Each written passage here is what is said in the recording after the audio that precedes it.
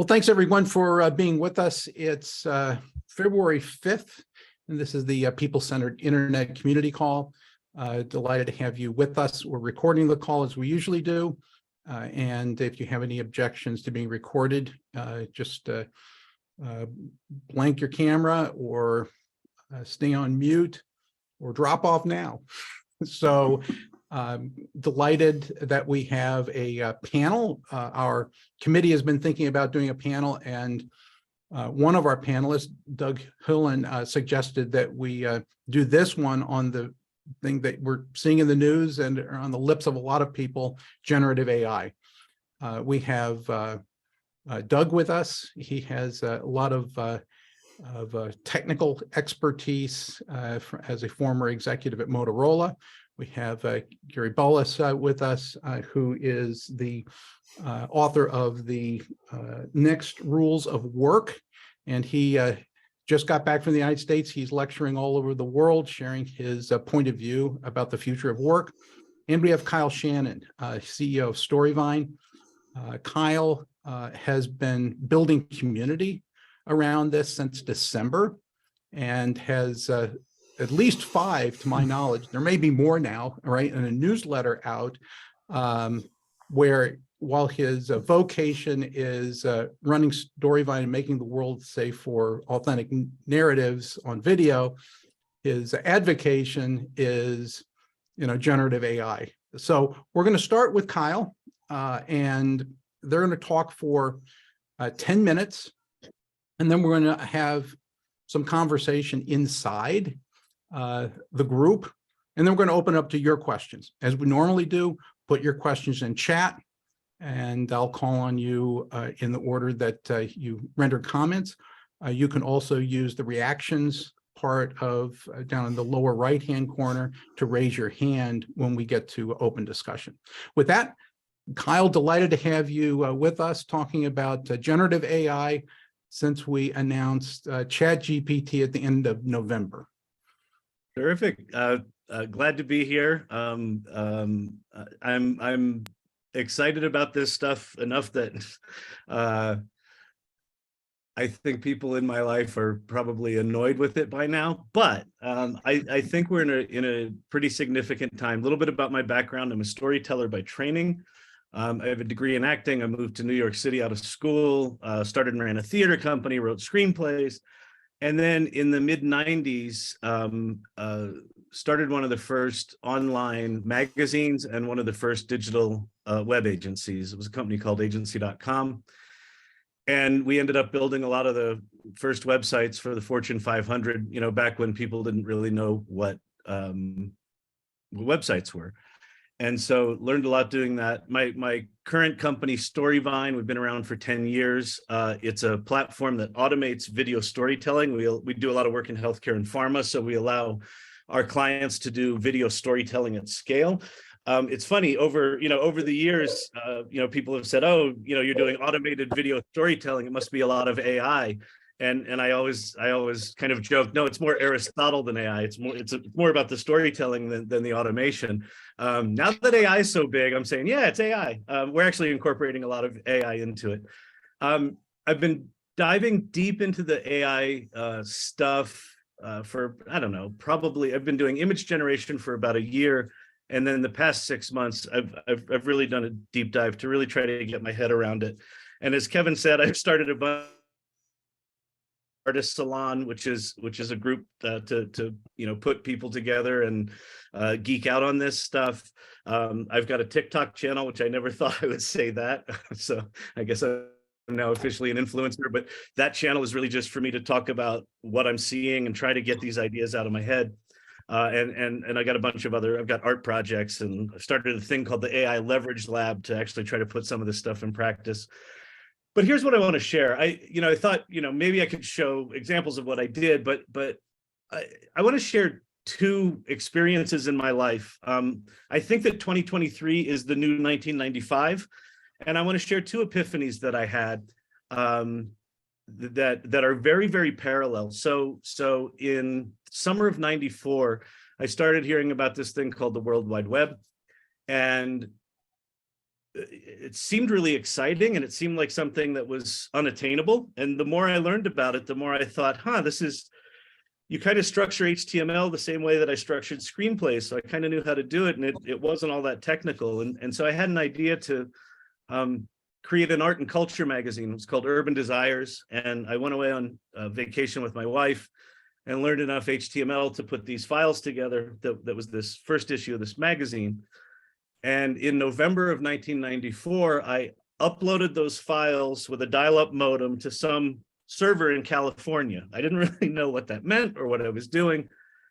And 3 weeks later, I got an email or a notice on a bulletin board called Echo that someone said, "Did you know that Urban Desires was written up in Libération, the Parisian newspaper?" And I said, no. And so the next Sunday, I went to the Times Square to the International Newsstand and bought the paper and opened it up. And sure enough, there's this full-page article in French in this French newspaper from the other side of the world. And in that moment, it hit me that the world had just changed, but nobody knew it yet. And it was just like, oh, geography just collapsed. And this really simple thing with these hyperlinks just changed everything. And so the next 7 or 8 years of my life was just, innovating in that space and playing in that space. But it was like, I knew from that moment, it was this profound change. So fast forward to December of 2022, a month ago.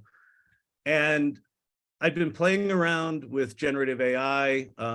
I did some things with Dream Booth. I did kind of this self-portrait art project. And then ChatGPT came out and I was playing with it. And I think a lot of places where you start with these tools is like a parlor trick. Explain quantum physics to me, in the style of an Eminem rap. And right, you do all these parlor tricks and it's pretty exciting. But one night I was sitting with my wife and she was watching a television show I didn't find particularly interesting, but I had ChatGPT up and I'm just kind of absentmindedly playing. And I'd seen some videos of engineers saying, hey, this thing writes code. And I haven't coded in forever and thought, let me play with this. So I said, write me a Python script that takes an input and does something with it. I don't even really remember what I said. And it generated this code. And then it hit me, I don't know how to run Python code. And so I said, how do you run Python code? And it said, oh, here's 3 websites you can go to. So I went to one of them and I said, how do you use it? And it said, well, you paste the Python code in the left panel and you hit the run button and then it'll run in the right panel. I'm like, okay, great. So I copy and paste my code. I hit the play button and it gives me an error. And so I went back to ChatGPT and I said, hey, it gave me this error. And it said, that's not a problem, but some version of that.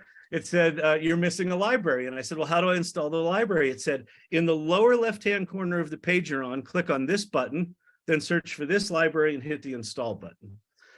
And so within, 3 or 4 minutes, I ran this Python code and all of a sudden it hit me, oh, I can maybe do something here. So I was thinking about our social media manager and she has to create all this content. I said, I wonder if I could do something here. So I had an idea to create a thing that I now call the social media maker machine, where someone puts in a topic and then I ask them a few questions about it, like, why is that topic important right now? What's the problem in the world? What's the solution? What's the results? Like really basic, kind of thought leadership thing. Within 90 minutes, I'd written a Python application that asked you those questions and then generated a 1,500-word Medium article, a 600-word blog post, a hashtag cloud, and 10 humorous tweets. I've still never written a line of Python in my life. So in that moment, I got, this is not just parlor tricks. That essentially opened up a world to me that I was kind of curious about. And I've heard people say, oh, Python's powerful, you should do that. But all of a sudden I'm writing a fairly a very sophisticated Python application, simple technically, but sophisticated in what it does. Within 90 minutes, absentmindedly watching TV. And it was a very similar sort of realization. Oh my God, the world has just changed. No one knows it yet. So I guess I'll just leave it there. I've had these 2 parallel epiphanies in my life. I felt lucky that I was there for the first one. I feel more lucky for this one. I think this is significantly more profound than what the World Wide Web did, giving access to the internet. So I'm super excited about it. Thank you very much, Kyle. That's a great set of comments to get us kicked off. Gary, you're on deck, and tell us about how this avalanche that's on the way is going to affect the future of work, my friend, at least from your perspective. Yeah. So, and I'm going to talk about the future work that most people care about, which is tomorrow, as opposed to the year 2050. So, first off, it's great to be here with Kyle and Doug, people I learned a tremendous amount from. So, and it's wonderful to continually reconnect with the PCI community. So when Kyle, well, actually before Kyle was talking about some of the things related to the internet. So in the 80s, I got into PC networking very early on, and Vint Cerf and I would tag team. He was lecturing often at Interop. I was lecturing often at NetWorld. And then in the early 90s, I fell into running, being the editorial director of computer magazines, starting with network computing in 1990. And then in 94, we started this magazine called Interactively, which we called the internet's first newspaper. And when Kyle was starting his publication, we actually launched a print publication and one of the world's first magazine websites. So I agree completely with Kyle. This is the internet moment writ large, and the sea change that we're going through. We're all going to look back and say this was the inflection point. In the same way that the first time you saw, the web protocols or Gopher or any of that sort of stuff early on, sort of your mind was blown, and how the world's access to the world's information was going to change dramatically. So I'm going to just show a couple slides that these are kind of I call these fire starters. I'm just going to show a bunch of rapid fire images because this is a topic that I'm talking a lot about. I just posted in the chat a lot of the writings that I've done, including the link to this deck, if anybody wants to sing along. And so let me just run some of these images by you, just because I think that's one of the ways we tend to sort of retain information fairly well, is see some of the pictures that go with them. So I call this the AI quiet tsunami. I've written a series of articles. I've posted some of the links here in the chat. I think many in the community know my portfolio here, including Chair for the Future Work with Singularity University. Just recorded my 10th course on LinkedIn Learning with skills for leading the future of work. I've got about 1.25 million learners so far. A lot of the approach that we're taking nowadays, and especially at this watershed inflection point, is to help people and organizations to focus on what we call next practices, like how do we continually have this sort of next labs mindset. So I think this is one of the most amazing times for each of us who've seen a lot of the tech cycles, to be able to help others to be able to navigate this world of disruptive change. Obviously, a lot of our focus has been on the most recent wave of tools. They're in the public mindset when you can see political cartoons suggesting that Kevin McCarthy is using ChatGPT, then you kind of know we've sort of hit that public moment. I'm writing a series in my newsletter, a 4-part series on the impact of especially the most recent wave of tools on work and learning.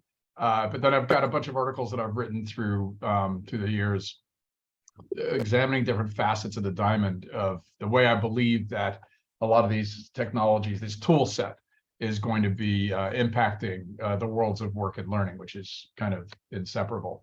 But a lot of it, we're talking about, especially ChatGPT, I think has been clearly that the Netscape moment. It's when you first loaded Netscape and actually saw this web thing. Tom Steiner-Threlkeld, one of my writers for Interactive Wiki, called it when we gave the internet a face. And so I think ChatGPT has given a face to the large language models and generative AI. And so you'll see a lot of press nowadays saying that it's the fastest to 100 million. It's actually, if you count just app downloads, Pokemon Go did it in a month. I just posted this on LinkedIn, but it's still stunning because those of you who are fans of the way that this stuff works is the majority of other products that got to 100 million were actually what are called Reed's networks, David Reed's model. A Metcalf network was basically, interconnections, just adding people into a network. And a Reed's network is self-selection and self-organizing. And this is all hub and spoke. It's all of us just going to use ChatGPT. And of course we share with others, but it's 100 million just using something on a website, which is the fastest, certainly by far with that model. And of course, everybody wants to talk about work. By the way, I'm sure you guessed pretty much every single one of these images was generated, and I've got the prompts in the slides. Just distilling a lot of the takeaways that I want to suggest. First is, it's really clear, especially from what Kyle was just talking about, that it's really amazing to see the leap forward, the experimentation, the Precambrian explosion of innovation and using these tools. The example that I use is back in the early 90s, we had something called radio mail.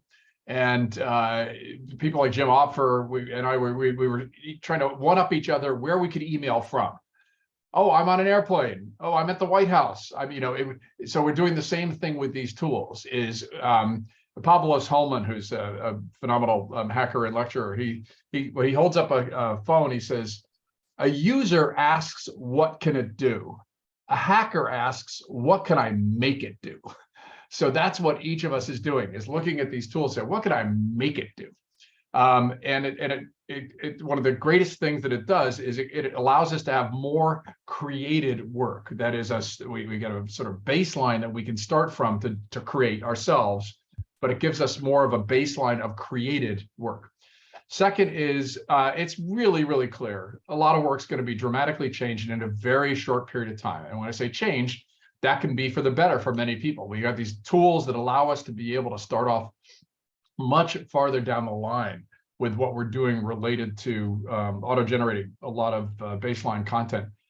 But it's also clear, number three, is that a lot of work's going to be dramatically disrupted. That is, people that are not able to surf the wave, that can't go from being the one that generated images to the ones that can help their clients to curate generated images and then create even better images. Those are the ones that are going to be dramatically disrupted. And then the fourth is, we are all change junkies, everyone on this call. That's why we're here. We surf the wave quite well, but a lot of humans don't. And what ends up happening is, when we automate a lot of tasks, which is all that robots and software do, they automate tasks. They don't actually perform jobs, at least not as we think of what a job is. It's a human's decision whether a job goes away. And so we can and we must help everyone affected to adapt, because we're change junkies, but most people aren't. And the disruption, we have to help them with the disruption process. And of course, you're going to see tons of headlines about all the jobs that are going to go away. This is one of my favorite Midjourney images that I generated, by the way. And of course, you know the drill. It's like, it's a lot of, if you can see a lot of things Cal was just talking about, you see all the things that implied, like programmer, media, legal industry. A lot of these tools already exist to automate a lot of this stuff. All the financial, accounting, analysts, traders, all that sort of stuff. There have been tools to help them a lot. And we've been saying that their jobs were going to go away for years now. What ends up happening is it just goes through a cycle where you can leverage the tools, and then it's more and more consumer accessible. But then the people that are, continue to surf the wave are the ones that leverage the tools to be able to help their customers to do even more. So how do we think about what that impact is, and then what we can do? So those of you familiar with my work from the Next Rules of Work, I talk about the 3 legs of the stool for leading disruptive change: mindset, skill set, and tool set. This is all tool set. If you think of work as essentially three things: a problem to be solved, tasks that we perform to solve those problems, and human skills applied to those tasks. What this does is, what these tools do is, they allow us to perform a variety of tasks. It used to be they were just good at repetitive tasks, and now we're throwing them at some unique tasks. And then they used to be good just at very linear problem solving, and now we're throwing more and more creative work at them. And you can do the magic quadrant analysis yourself and say, well, of course, if it's repetitive and linear, we used to throw robots and software at it. And now what I think of as this next generation of tools is essentially expanding into what I call the repetitive created zone. It gives us more and more of the ability to be able to generate that baseline content, get a lot of different options, pick the one that we like the most. They're not, I mean, they're flawed. They're highly flawed in many cases. ChatGPT lies. Images have often 6 or 10 fingers. And so, but they give us a jumping off point for the content that we create. In terms of the impact then on human work, think of work as being this constant process. It's a game of Marco Polo between the demand side and the supply side. So we're the supply side, we're the messy, expensive humans, but we also generate the demand side. We determine the work that needs to be done and that we're willing to compensate people for. And so this is the way, these are the use cases for the work market to think about. There's always this new demand that's being generated in the context of available work. There's 10.3 million job openings in the United States right now. It's still biblical. We had 500,000 jobs that were created in January. And so there's always this demand curve. The challenge is whether or not you can surf it. And of course, everybody here, we are tsunami surfers. We're, I call this the AI client tsunami. We are tsunami surfers. So what is really critical at this time is that we continue to experiment and we show the way for others, but as much as possible that we make sure that, as I put it, no human gets left behind. So here's my fire starters to throw into the mix here for the discussion. First off, these tools are not co-creators, cobots, or our symbiotes. I absolutely reject any of that language, and I'm happy to explain more of the underpinning, but basically I believe every time we elevate the technology, we diminish humans. And we're at a very critical point where the language that we use, the mindset that we use about these tools and their role in human work and in our lives, it's really, really critical that we stay very human-centric and very human anchored. These are the precepts of PCI, and that we can't celebrate how amazing this progress is, these tools have become, without also using them specifically to empower and enrich those who are disrupted, because otherwise we will leave a whole bunch of humans behind.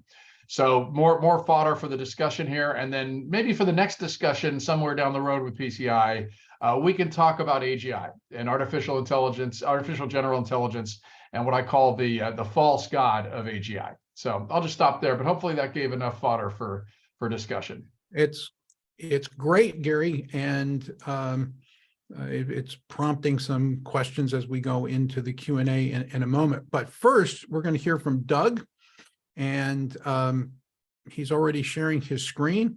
And Doug, we're looking forward to your perspective on how generative AI is helping in the areas that you're focused on: healthcare, education, and others. Okay, well, thank you so much. Yeah, I really appreciate the people-centered internet. I'm calling this people-centered generative AI. And then this, I like the concept of Centaur, Centaur X, which is students, teachers, knowledge workers, authors, creators, and so this is the a human AI collaboration. Gary, I really like your comment about co-create to amplify creativity. And, if those who don't know, advanced chess or Centaur chess, Gary Kasparov talked about a human player uses a computer chess program to explore the moves, right? But despite this computer assistance, it is the human player who controls and decides the game. So how, that's the important thing. Just a little bit about me. I started with Motorola in '89. There were 7 million cell phones on the planet at that time. In 2014, there actually was more cell phones on the planet than humans. So technology is growing. I have this blog, running blog for the last 4 or 5 years of when do we reach a billion of something. So like in 1802, a billion humans, 2002, billion cell phones, 2011, a billion phone users. And then it's like, okay, what's going to happen in the future? So, my prediction of generative AI, will be talking about it, but, how do we amplify the human ability? So, as we look at this technology, just a second, I got something on my screen. How can humanity stay ahead of the AI advantage? And my answer to that is the human player who controls and decides the game.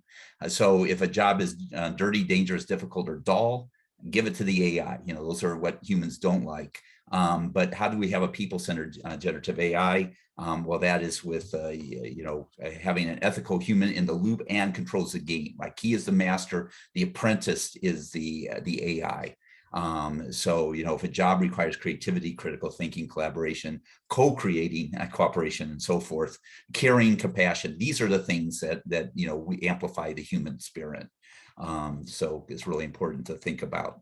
So, amplifying the human spirit, amplifying creativity. I like Howard Gardner's 9 types of intelligence, and like from a mathematical perspective, I have an engineering background.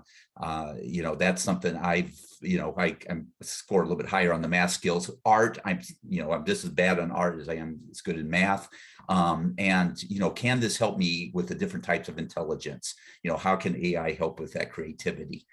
So there's lots of, ChatGPT is one of the popular ones out there, but there's a site that tracks future tools, that collects and organizing all these AI tools, which I thought was really good. And right now he's up to, in the last even 2 weeks, he went from 500 now to 629 picks. So, there's just all these different types of tools that you can look at and track. Midjourney, the reason they call it Midjourney is a journey for humanity, from humanity to AGI. The founder of Midjourney says the world needs more imagination, more creativity.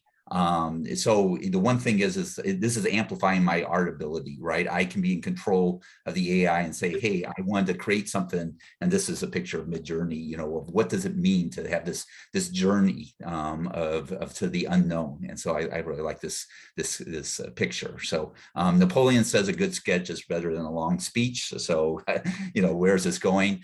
Just another comment, so there's chat, all the chatbots out there. I've been playing around with chatbots, for quite a while, but they kind of remind me of like toddlers. Yeah, they're kind of cute, but they're not very useful.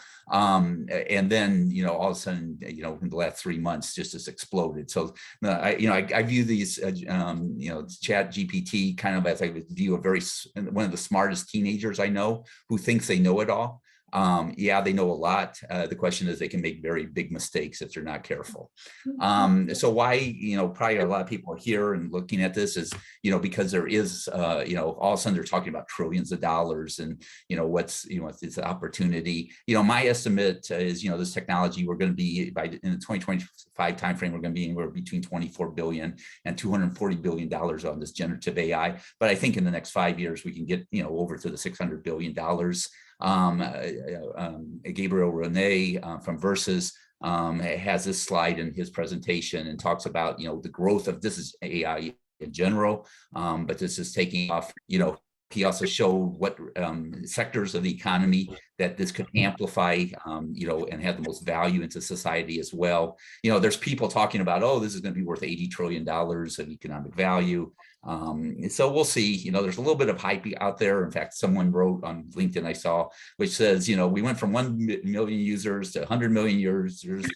If this trend continues, we're going to be at 1 billion users. And my response to that was, well, at this rate, we're going to have 1 trillion users and AI bots using ChatGPT in a year, which is not going to happen, of course, right? And in fact, Sam Altman from OpenAI says, overall, I believe less hype is better for the company and for technology itself. I think it's good that people are thinking critically about these technology and discussing the limitations. So, one thing to remind as a cautionary tale is like Watson Health, they launched with lots of fanfare.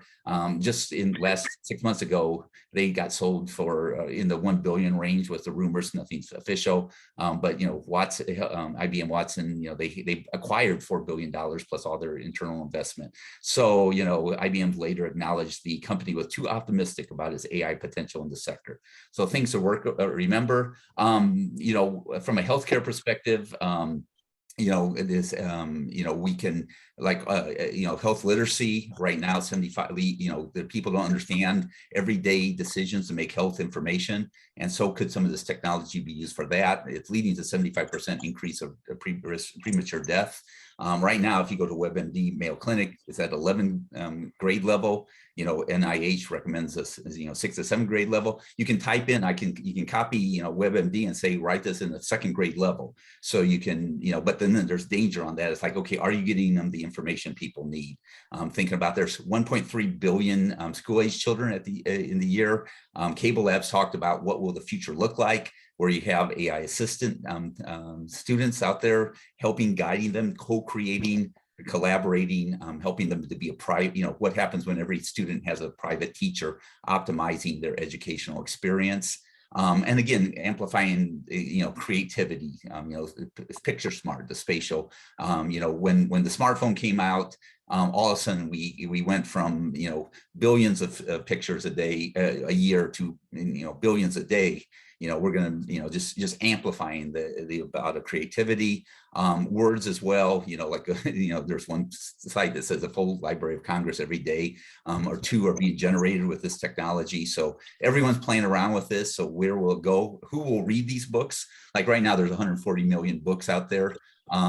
Is estimated, and right now about 4 million books are being published or self-published every year. What happens when all of a sudden there's everyone's an author, right? Everyone's an artist, everyone's an author. Who reads this is one of the key questions. So, I asked the question, since I into the realm of cell phones of billions, and I end it with this, is like, when will there be 1 billion people using generative AI technology? I'm predicting that we'll be at 1 billion people in about the 2025 timeframe, plus or minus 1 year, about 100 million paying for it, and saving at least 30 minutes a day. But if this technology really does save 30 minutes a day, saves an hour a day of time, and helps us, the collaboration and the imagination and creativity spirit, in 5 years, there will be 1 billion people using this technology. So I'm excited about that and excited to be part of this panel. Thank you. All right, Doug, thank you so much. And greatly appreciate, we had a little comment in from Gary that you covered a breathtaking amount of information in a short period of time. I might say that so did Gary and so did Kyle. Okay, so you all, all right, did a great job, and as panelists, you all get an A as panelists, right, for staying within your allocated time slot. Fantastic.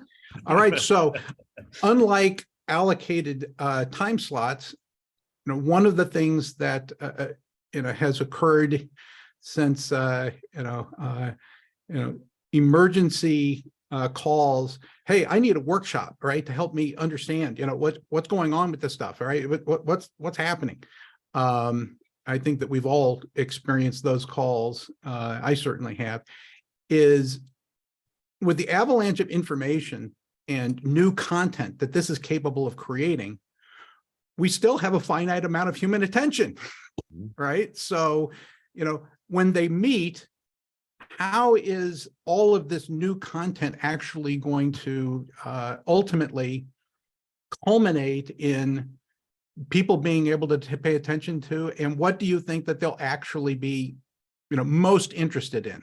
So let's just take that as a panel, question, and then we're going to open up to Q&A with the membership in about 10 minutes or so. So who would like to jump in on that first?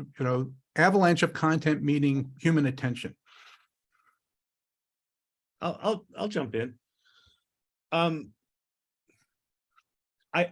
think not dissimilar to content today. We've got tools that make it way easier to create content than, say when the printing press first came out, right? So we're already, exponentially, more powerful content creators than we have been, and then we go exponentially again with AI. Mhm. For me, it comes back to creative point of view and curation and people that take these tools and find a way to create something that actually rises above the noise. And I'm finding this in the AI artist salon. Everyone can make all these really amazing images, and then what I end up seeing is that there's a sameness to the remarkableness, right? Everyone's sort of generating the same thing, and then all of a sudden someone will generate something that is really unique and interesting. We had a guy speak at the salon that what was it called? Alternate reality movies. He's a movie geek, and so he used Midjourney to come up with, what if you did Clockwork Orange and Minions as a mashup? What would the stills from that movie look like? And it kind of blew up, on Facebook, and it really took off, and we had him speak.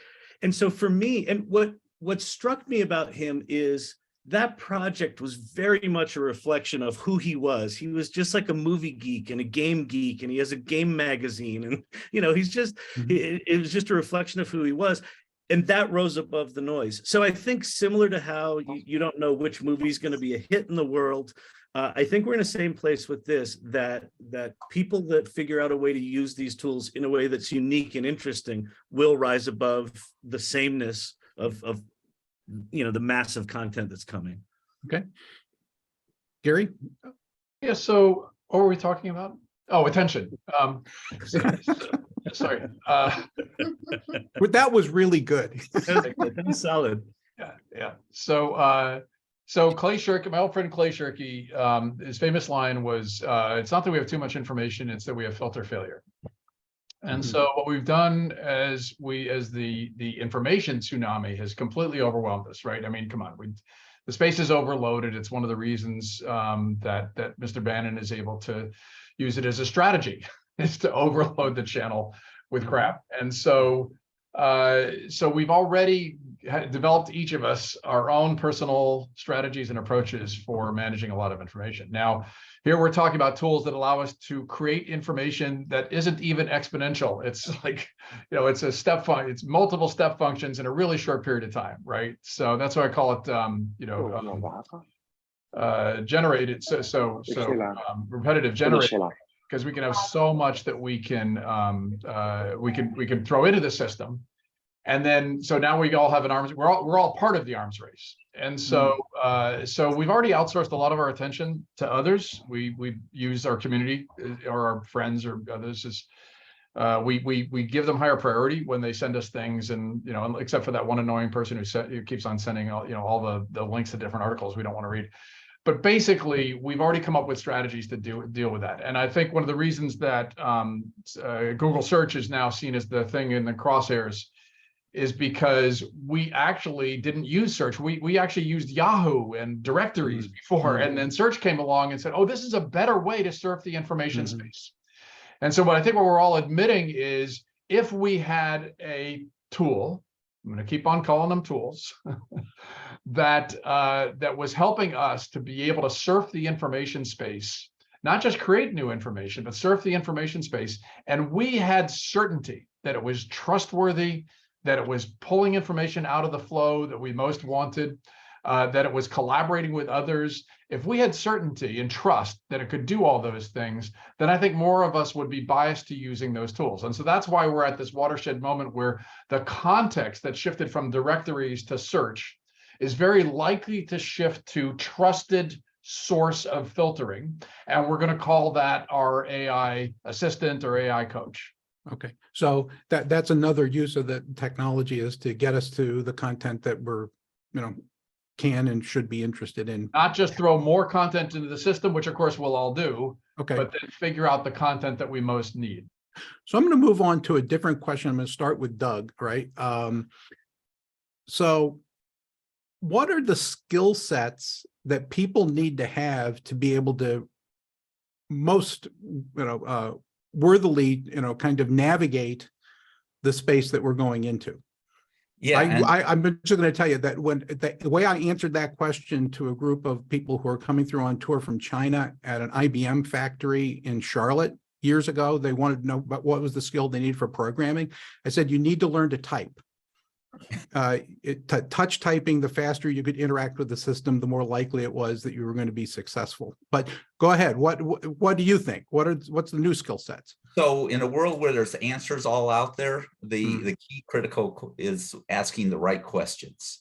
And Kevin, you posted something yesterday on LinkedIn on how to ask questions, and that's about prompt engineering, right? Is how do you structure information so that you can get better information out, right?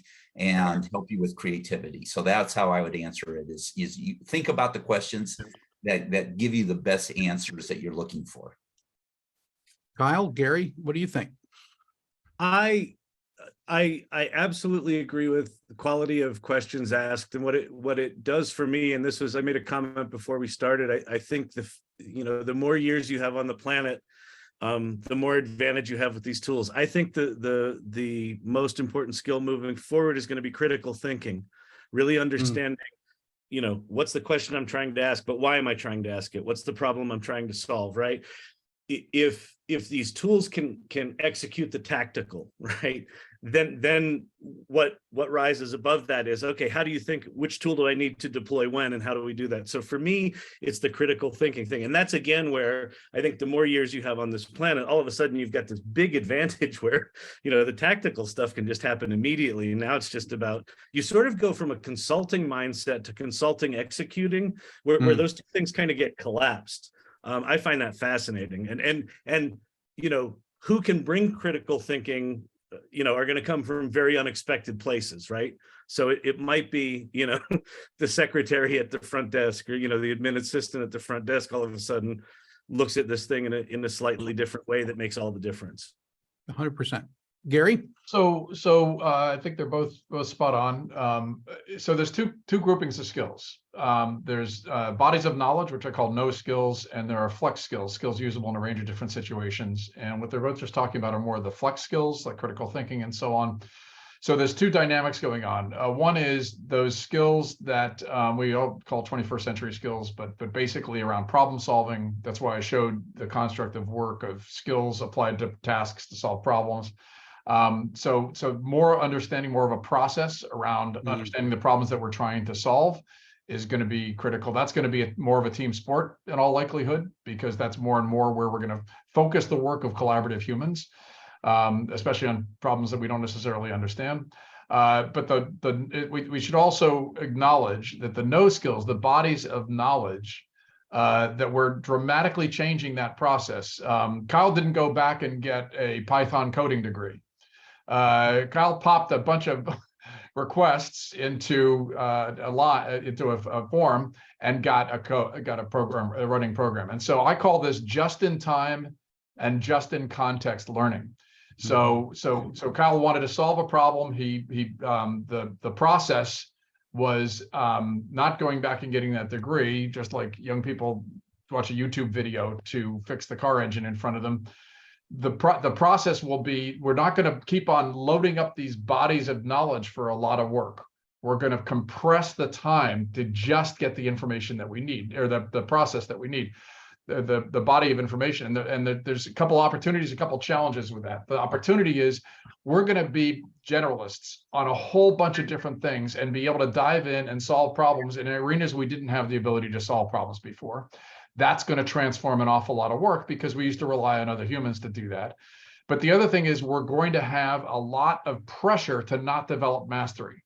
That is, Kyle didn't want to become a coding guru, and that's fine. We don't all have to become coding ninjas, but what it does is it makes us surfers of information spaces and not divers of information spaces, which is one of the criticisms that a lot of baby boomers are giving of Gen Z.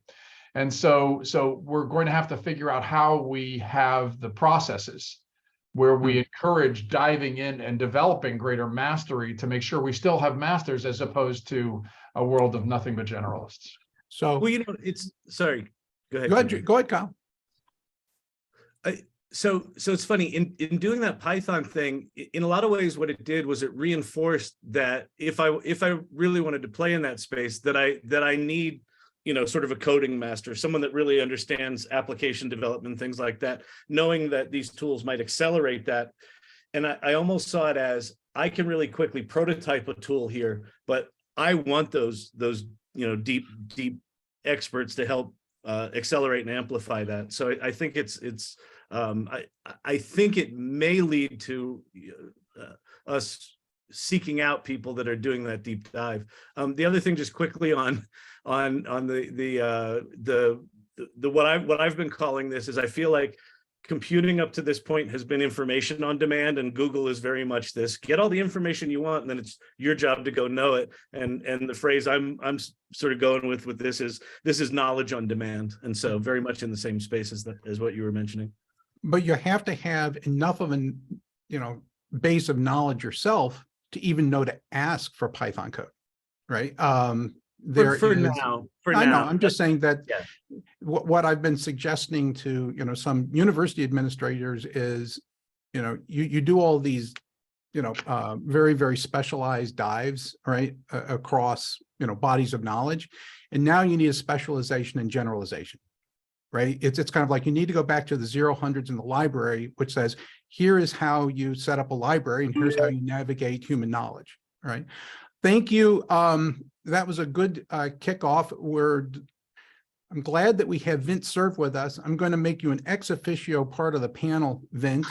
What do you think about this topic? I'm going to put you on the spot. You just give us your perspective on what's going on in generative AI. Holy cow. Well, I'm no expert. Like everybody else, I've used it from time to time, and I've come away bemused by a couple of things. One I tried to imply in the chat, and that is that even if the body of material which has been consumed by the large language model is largely factual, let's pretend for a moment that that's the case, we still run into the problem that when it responds, most of the ones that I know about are responding using a statistical method. What's the next most likely word to add to this sentence? And the consequence of that, at least in my observation, has been conflating of facts and attributing them to the wrong parties or linking them to the wrong things. And it really creates a problem, because if you're trying to learn something about which you don't know, then you won't know that you've just been told the wrong thing, even though the source material is correct. It's just gotten conflated. So, and I don't honestly know how the machine learning mechanisms might be used to undo that hazard. So I'm still very suspicious about all of this as a tool for valid learning. Well, that's a good point, and thank you for joining us. Well, thanks for helping PCI come into existence so we could have discussions like this. So now we're going to go to Q&A with our community. The first person, before we even started, was Mark Prensky. Said, I have comments. I know I'm going to have comments. So he raised his hand, and I call on Mark. What is your key burning question after listening to all this? I'm going to give a perspective as short as I can, because and it's very opposed to Gary's. I think this is all new body parts. I think this is symbiosis. I think humans are evolving, and the ChatGPT is really an imagination starter and extender. That most of the world has trouble with the blank page getting their imagination out. They have trouble drawing what's in their heads. It is when we had too much information, we created the web. When we needed to connect, we've created something called Aorta, always on real-time access. We connect. Now we have another problem, like Kahneman pointed out all our flaws, right? Now we have the problem of getting imagination out there. And that's a huge worldwide problem of everybody, because everybody has imagination. So my question is, how does this apply when everybody has it? Okay, anybody on the panel want to take that one? Yeah, well, just like the cell phone, it amplified human ability. I'm proud that actually the amount of carbon footprint is reduced by a factor of 10 because of the cell phone and so we're doing more communication, less transportation. So how, when we amplify the human ability to do these amazing things, what was possible? I'm just real excited about that. One comment about what Vince had to say is, there's lots of large language models out there, and I'm a big believer in lots of experiments and let the ones rise to the top. So, I think very quickly people are going to look and say, how do I, what is the best large language model to use that gives me the right information that optimizes my life? And those that are going to do that will win over the next 5 years. So, everyone should be looking at, how do I not give wrong information and give value? And the other thing is those medical doctors and clinicians who spend 40 years, 20 years in practice, they have tremendous value here because they're basically the creators on top of the AI, making sure the AI doesn't make a mistake. So that's critical as well. One thing I asked somebody the other day is, as a person who names things and creates, global value propositions, I said, I would love to see this so that I can select the data training set so that I know, so how does this play in German culture? How does this play in Japanese culture? How does this play, against, particular, places around the world, so that I don't discover a problem later on, right, that it doesn't work, right? So that would be a great disaster check, capability. It doesn't seem to be available at the moment. No, Okay, Mike, Kyle? Just quickly, Anthropic, the company that Google just invested $300 million in, they have a constitutional model that you basically write a set of rules that the AI checks itself against. So one of those rules could be around accuracy. So I think there's models coming. There's a lot of people, deep in solving that problem. The one thing I want to point out about accuracy is that you have to put it in quotes. So because there's a spectrum of what we consider to be facts, and then way over here is opinion. And so determining that crossover point, we can't choose our own facts.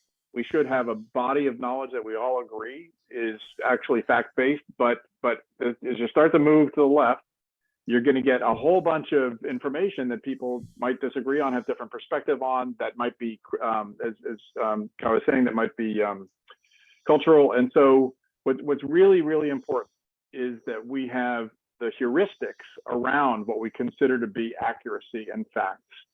And that is something that we have a general process for agreeing on, because what ends up happening is we choose with our attention to go to the places that we believe the facts resonate with us, which is how you get conspiracy theories and QAnon. And so instead we need to figure out, well, wait a minute, we're overloading the system with so much information. We're throwing a lot of these tools out there that we know are not accurate. We know humans don't have 10 fingers on one hand. We know that ChatGPT lies. And yet none of those heuristics are baked into it, so that a user that doesn't have that there's no disclaimer that's going on the usage of that. A user won't know that this is actually completely inaccurate information. And because we don't have those guardrails, what we end up doing is society absorbs all of those negative externalities. And the people that create the technology just walk away with the money. Okay. So Mike Nelson, you have been out there someplace in the cold, all right? And we want you to warm up the conversation with your question. You're on mute, sir. Thank you very much. Sorry for the background noise. I'm actually on a bicycle ride in La Quinta, California. And I have to say, this has been one of the more interesting bike rides, both for the scenery and for the content. I'm going to ask my generic question. I live in the Washington, D.C. area like Vint. And like Vint, I've been spending the last 35 years trying to help the policymakers not screw up the future. And so when I first was in Washington, well, I worked at the Federal Communications Commission, and Kevin Werbach wrote this amazing policy paper called the Digital Tornado, Policies for the Internet. 20 years later, I was at Cloudflare in charge of government relations, and we talked about policy hurricanes, which are much more powerful than tornadoes and can completely misdirect a technology or squash it. So we've had a lot of examples in the last 100 years in America of technologies that have been squashed by bad policy, whether it's nuclear power or mass transit. So my question for all three of you, and maybe for Vint, what's the single thing that scares you most when you hear policymakers and politicians saying, well, this is a powerful technology, we must do something? My answer to that is, let's screw up copyright even further and allow the people who create some of the pictures that go into these models to charge a penny every time someone uses that model. But give me your answers. I'd love to know. I know we can't answer how to deal with these questions, but a Twitter length answer would be fine, or a longer discussion. Thank you very much. Yeah, I'm going to ask Go ahead, Doug. ChatGPT that question. How not to have policy makers screw things up.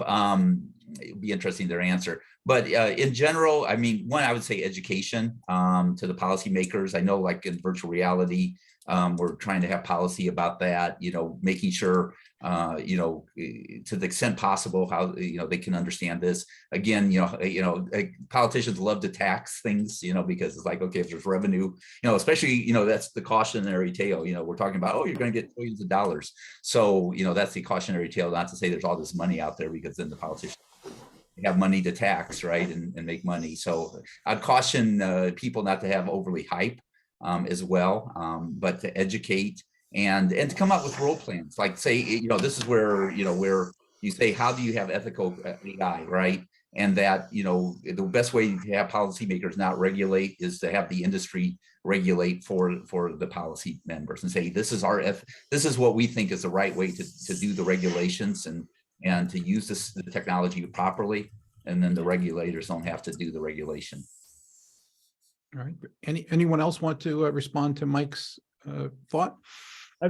One is about education. I think there's also, I think AI in particular, because of Hollywood, you know, it's very easy to demonize it, right? So it's very easy to say, oh, the robots are coming for us. And then combined with that is sort of a lack of understanding about how these things actually work. So, sort of playing on that copyright thing. If you go back to the sort of hip hop days where we were sampling songs and all the copyright issues around, you know, sampling and fair use and things like that, people are kind of applying that understanding of how AI images are generated, for example. Like, we're copying and pasting from this artist's work and, you know, creating a composite to create this new thing. It's not how they work at all. Like, technically, that's not how they work. It's generating new original work out of, you know, a bunch of things it understands. So if regulation happens too fast without actually understanding what's happened, if we make regulations based on an assumption of how this stuff actually works versus how it does, I think that puts us in a very dangerous place. So let me just, so policy has basically two functions. It's either friction or lubricant. It either pours glue over things or it accelerates things. Like, these are the things we don't want you to do, and these are the things we do want you to do. It's normally lagging a whole bunch of indicators and impacts on society and economies, and often conflicting and overlapping because they, you know, it's rat middens. They just, you know, policy sort of layers on top of policy, and sometimes is so conflicting that you're being told to both do something and not do something at the same time. So I would just want to back up to the basics of the question is, what do we mean by screw things up? So the internet so far in the US has been a very lightly regulated industry. And yet we've got these negative externalities that have happened that societies have absorbed, like, you know, conspiracies, you know, massive polarization, all these sorts of things. You could argue is reflective of society, but you can't argue hasn't accelerated it. And so what do we mean by screw things up? Do we want there to be completely unfettered innovation and millions of jobs lost? Do we want there to be completely unfettered innovation and only a few people make money off of it? Is that screwing things up, or is that letting things just run their course because capitalism is perfect? So I would instead go back to the basics of the question, like what is it that we are trying to design for? I mean, this is something that Dr. Cerf has tremendous perspective on, but basically, what is it we're trying to encourage and discourage? And what should that process be on an ongoing basis? Because I will guarantee you in 5 years, these tools will have so outstripped whatever we conceived them to do. When code is writing code, when you will never see Python again, you will simply describe the behavior of an application and it'll be on one of the app stores in 5 minutes. I'm writing a piece that's going to be posted in Economy called "Will We Love a Trillion Robots?" Our human capacity to think through what the scale, the Pandora's box we have opened. I'm not trying to be the Luddite. I'm saying we have to understand this ourselves. How will a legislator understand what the potential consequences of having a trillion AI programs that we've given personhood to? It sounds like, Mr. Prensky, if you're, or we at least have made them our equal, Mr. Prensky, if I'm channeling. No, part of us. Well, but that's not a guarantee. No. See, ChatGPT is not a part of me. Sam and Greg own it. I'm not going to make a dime off of that tool. It's theirs, and I get to leverage it, but it's not part of me. And this is so. These are the inevitable consequences of policy is that we've created basically this structure where these innovators can keep on rolling with no guardrails. And so that's what I'm asking it more as a rhetorical question for each of us is what do we want? How would things be screwed up by a policymaker, and how would things be actually accelerated by a policymaker in a way that is as comprehensive for its positive impacts to society and economy as we would want? So we're at the bottom of the hour, and I just want to say, for those of you who need to depart because you're only scheduled an hour on your calendar, thank you for joining a very vibrant discussion today. And we're going into overtime. So we're still going to be here for another half hour. And so Kyle, Gary, Doug, please stay with us because there's more discussion to come.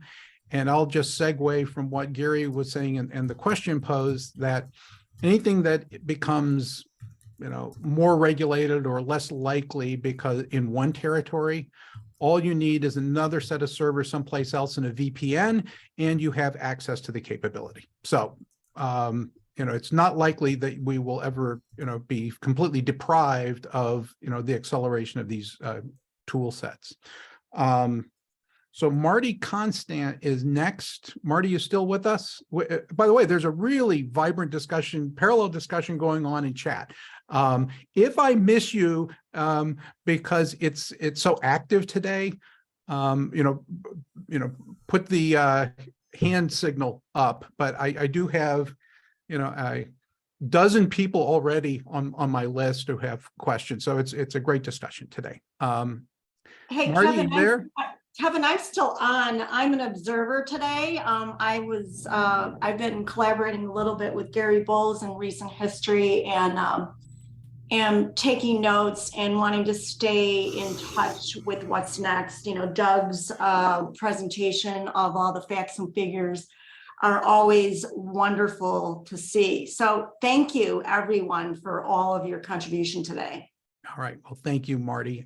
Let's go to Ben Konsinski. You're on mute, sir. Yeah, I was concerned about for the lawmakers that are there fair guardrails we can set that foment innovative practice and establish guardrails less as boundaries than alerts and alarms and conditions. I appreciate the model of the constitutional approach that at least starts with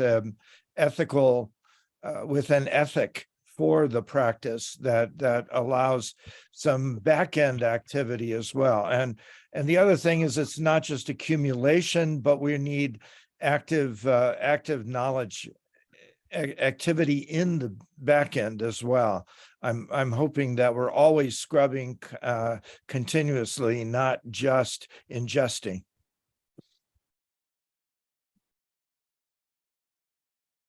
Okay. Anyone want to take that comment? Is there a principle of guardrails that could be established that are broad? Yeah. We tend to have as a light switch. We turn it off, we aggressively restrict, or we say we're going to be intolerant to regulation. And there's a lot in between. And the other thing is we keep trying to fix the 20th century when we're in the 21st. So how do we take it in an approach that recognizes that and aspires to uphold in the 21st century rather than in illuminating or enlightening the 20th? Okay. So Then just you one quick came idea. Okay, Oh, go sorry, ahead. sorry. Just one quick idea. So I talk about smart adaptive policy. So and just because I've been involved in a lot of these beltway processes, we're actually shepherding training and work-related legislation through Congress right now with a bipartisan group. So smart adaptive policy says, what are the things that we want in our society and economy? And how can we peg to those design heuristics so that it continually adapts? And so instead, what we do is we have massive lagging indicators and then massive lagging activity. And we're trying to legislate long after the horse is out of the barn door. The EU is more proactive with certain facets, especially related to personal information and so on, because they've said, well, no, we're going to anchor it in these guardrails that we care the most about, which is, human sovereignty and that sort of thing. But you can actually design policy so that you understand, this is part of the education process, you understand what it is you're trying to encourage and what you're trying to discourage. And then when the bad things happen, the policy kicks in and the ratchets kick in. And when the bad things aren't happening, then you actually have the accelerators, you have the lubricants. That's totally doable. It takes a different mindset and very educated Congress critters, which we don't normally have. Yeah. And I would say on the constitutional model, if the rules for that constitutional model can be transparent and be part of the discussion, the policy discussion, and those can be agreed on, from both the policy and technology perspective, and then locked down and maybe verified with blockchain technology or something like that, then I can see a future where we do have a model that is in conjunction, with the regulations. I don't necessarily have a lot of hope for that, but I think there's a possibility that could happen, if you make those constitutions transparent. Okay. Yeah, one comment I would have is experiments are dangerous sometimes, but they also create amazing creativity and results. And so just like the internet, there was a light touch on regulations on the internet. And I think the United States is much better off for it, even with the problems of the internet.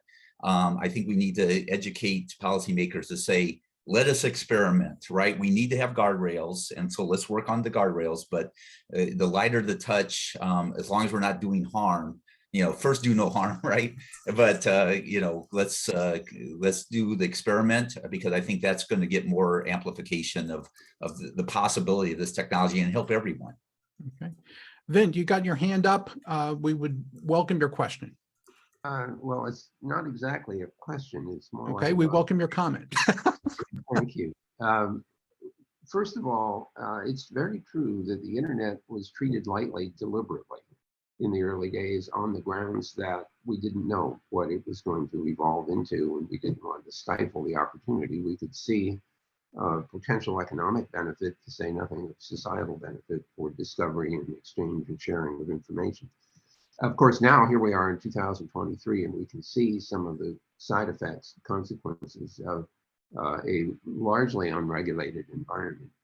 And although regulation is often considered a dirty word, I think we might, at least in the context of this conversation, accept the idea that some kind of guardrails are needed, and they need to be enforceable, because if they aren't enforceable, then they won't necessarily do much good.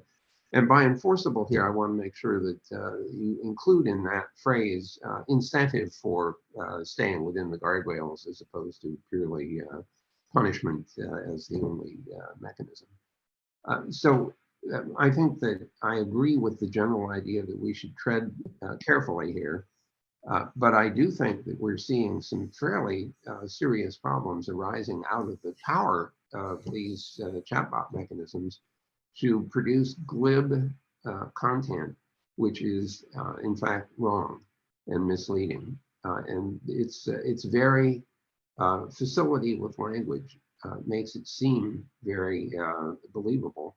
And to make matters worse, it's generating, it's showing examples of something that the disinformation people have known for years, which is that if you present a lot of factual material that people accept as facts, that they believe are facts, and then you include a few things that are not correct, about which the reader knows nothing, they will often accept those things as fact because they're embedded in a collection of other factual assertions.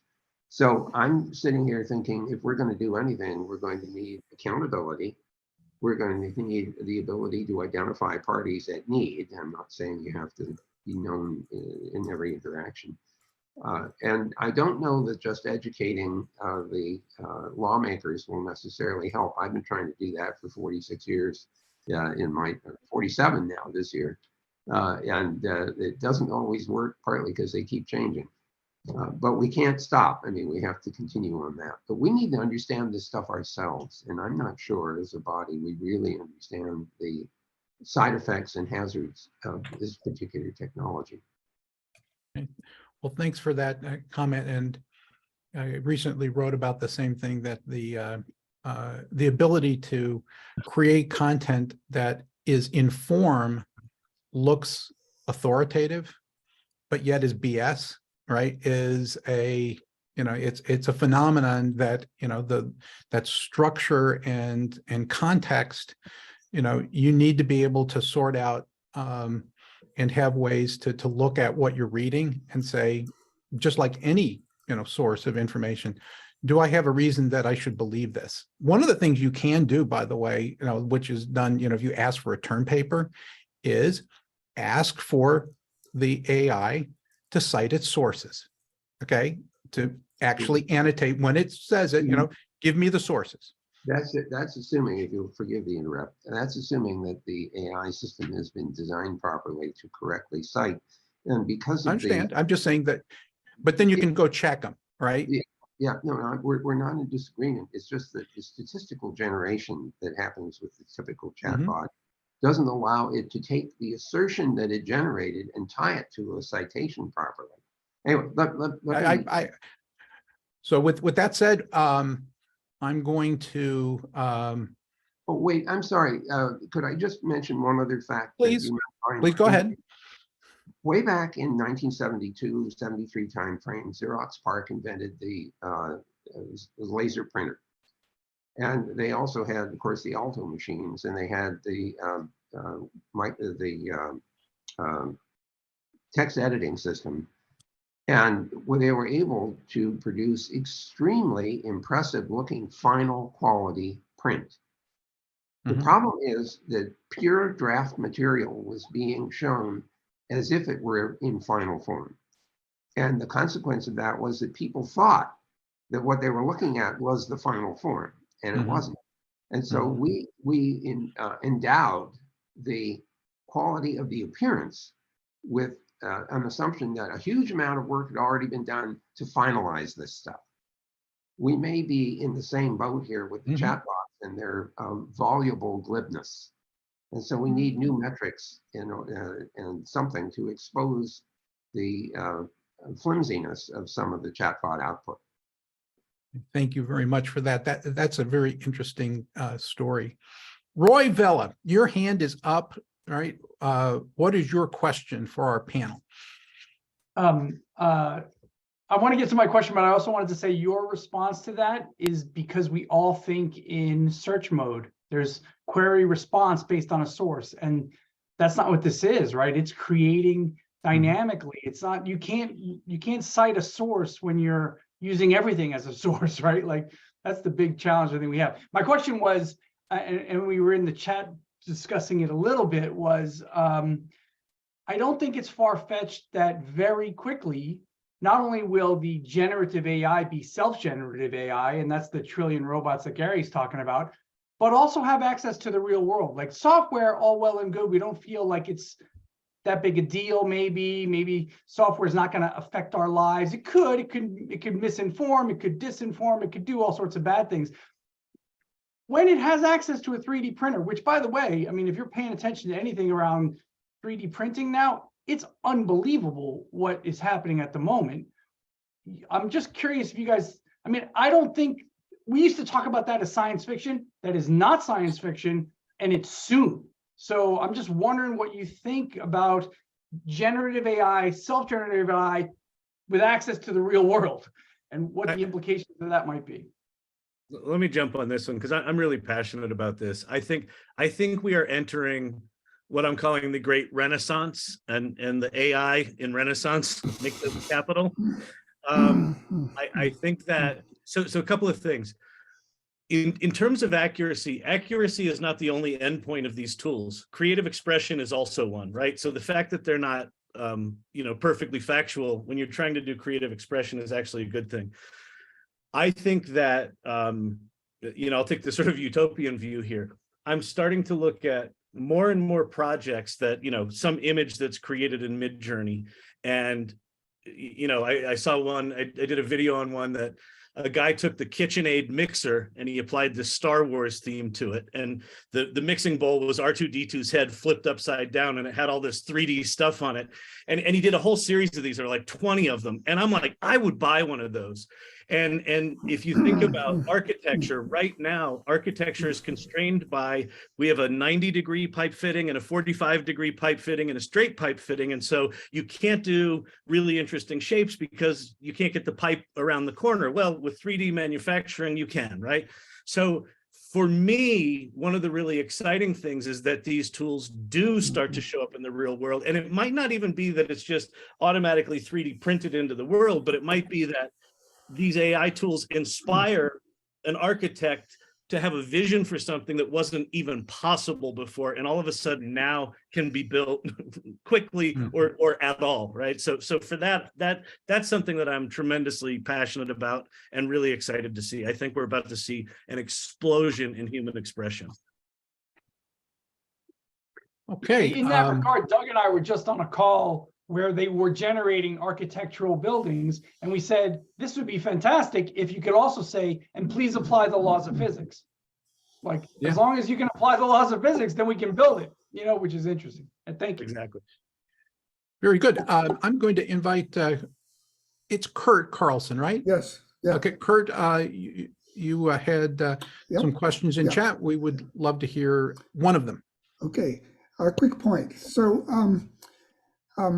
I used to be the CEO of SRI International, and we created major innovations all over the place. And now I work with universities and companies all over the world, helping them develop new innovations.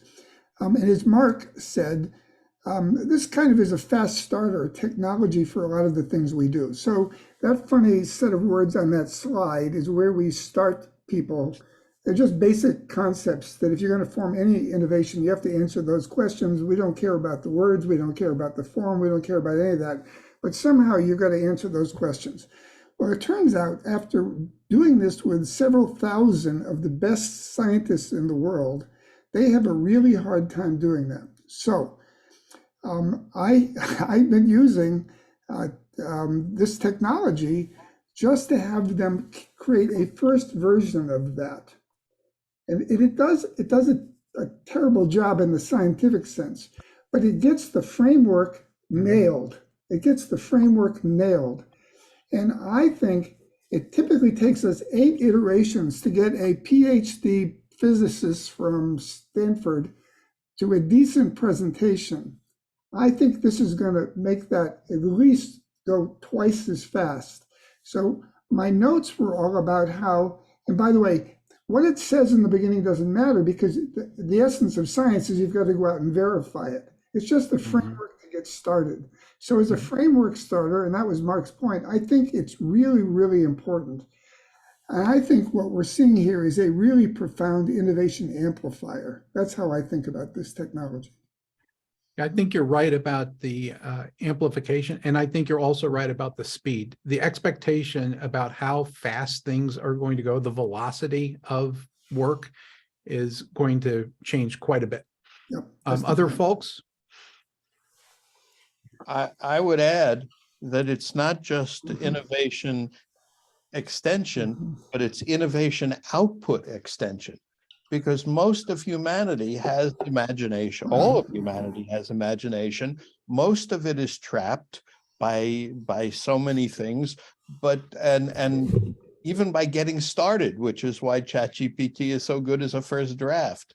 So this allows people to start their information out of their heads and then to explore what it might look like. And that's a huge new human capability for everybody that we haven't had in the past. Amen. Yeah. I'll second that. I find it absolutely a creativity amplifier, and almost what it is it erases, for lack of a better term, writer's block, because I can have just a vapor of an idea and hit one of these tools, and all of a sudden it emerges in a way that, oh, that's beyond what I thought about, and it inspires a new idea. So I'm finding myself with just sort of sketches in my mind, and I go into these tools, and all of a sudden now I have a clear idea about what I want to do, and then I'll run down that rabbit hole. So I'm experiencing that very much the way you described. All right, very good. Well, we are social creatures, and we are amplified. Our ability is amplified when we work socially together. And so these tools are actually ways to amplify that ability, that basic human nature, right? And I totally agree with what the chat's going on. Is like, you need to think of this as a first draft, and you need to be in charge of the process. If you think of this as, I'm just like, especially a student that says, oh, I'm just going to type in what my assignment is, and I'm going to regurgitate whatever ChatGPT gives me, you are not doing any education. And so how do you use it to say, I need to vet everything? Like if I turn anything in from ChatGPT or any generative tool, I need to be able to vet every piece. Like I said, I can defend, just like a PhD, I can defend every piece of information in there. And if I can't defend it, take it out. Yeah. Yeah, that's what I suggested to an instructor in early January. They said, well, we're seeing this stuff beginning to emerge. And I said, yeah, well, feed it back into ChatGPT and ask it to generate a 10-question quiz. Mm-hmm. Then ask the student whether they actually understand the paper they wrote. Yeah. Divya, you were in the chat asking questions. We would be glad to have you join us. Oh, hey, I was happy to continue just commenting in chat. Okay. I tried ChatGPT 3 for, I think somebody sent an interesting prompt out on PCI a while back, create some sort of like a PowerPoint presentation on mushrooms for people in an assisted facility or something like that. And I tried that for a number of, say, talks that I had given, and I found that ChatGPT 3 found some interesting things that perhaps I might not have thought of, but it created a much more blasé presentation than the way my brain happened to look things. And that if I had completely relied upon ChatGPT 3 to create that first draft, it would have been a profoundly boring set of presentations. Now maybe that's valuable if you have no foundation in an area, but I'm both excited about it, but I'm really concerned that it's going to remove generative capabilities from humans. As a neuroscientist, I see all the time that the things that we have outsourced to machines and algorithms are parts of our brains that are degenerating. And so that's the one cautionary tale I would put in there. And the best example is spatial navigation. If you image the hippocampus of people today versus 20, 30 years ago, people are used to driving, taxi drivers, but I took a celestial navigation course in college, and it completely changes the way I move through space and time and the world. And most of the younger people I know today don't even understand what a paper map is. They can't look up at the sky and figure out based on where the sun is and its angle and azimuth, they can't figure anything out. And so maybe that's okay because there's so much information coming in, but there is that cost. And I think if we don't acknowledge that there is a cost to the human brain, then we won't be able to mitigate against that. So actually really helps me with what I was trying to express.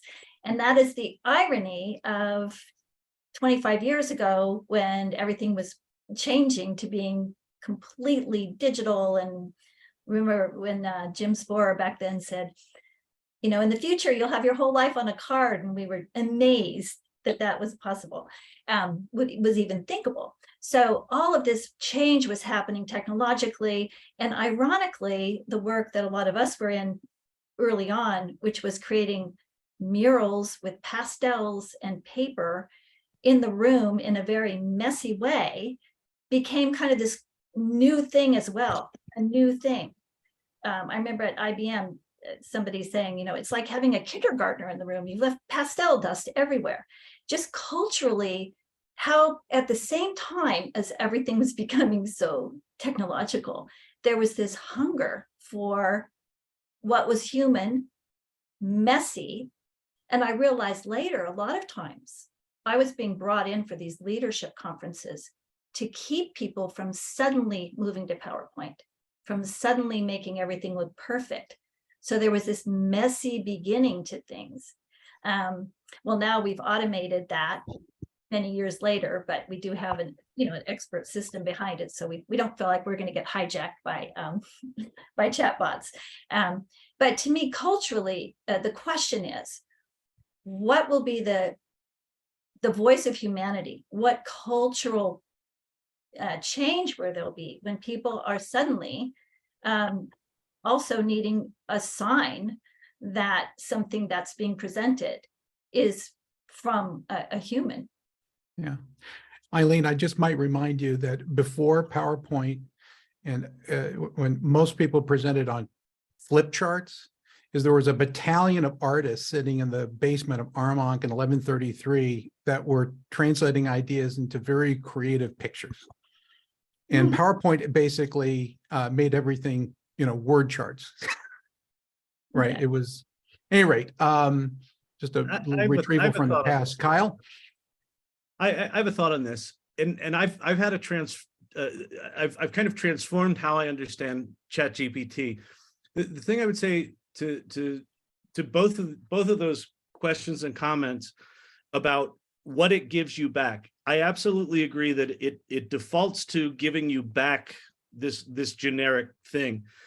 And this goes back to quality of the question you ask. But here's something that shifted for me, is that my relationship with ChatGPT is not like a Google search engine where I ask it for something and it gives me that back. It's more like a creative conversation. And it actually, the harder you push it, the better it gets.